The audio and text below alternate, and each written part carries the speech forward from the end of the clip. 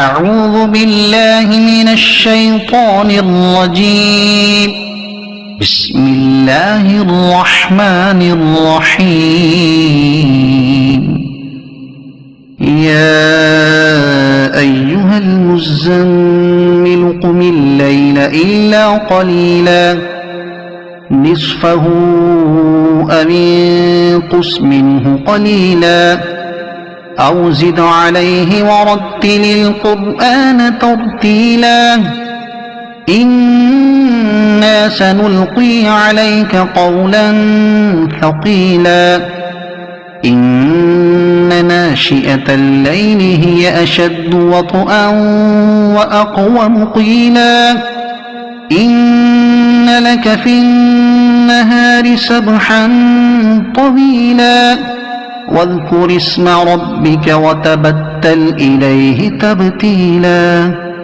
رب المشرق والمغرب لا إله إلا هو فاتخذه وكيلا واصبر على ما يقولون واهجرهم هجرا جميلا وذرني والمكذبين أولي النعمة ومهلهم قليلا إن لدينا أنكالا وجحيما وطعاما ذا غصة وعذابا أليما يوم ترجف الأرض والجبال وكانت الجبال كثيبا مهيلا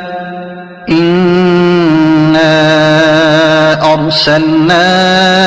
إليكم رسولا شاهدا عليكم كما أرسلنا إلى فرعون رسولا فعصى فرعون الرسول فأخذناه أخذا وبيلا فكيف تتقون إن كفرتم يوما يجعل الولدان شيبا السماء منفطر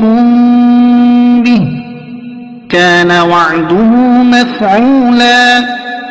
إن هذه تذكرة فمن شاء اتخذ إلى ربه سبيلا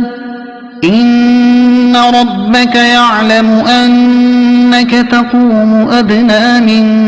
ثلثي الليل ونصفه وثلثه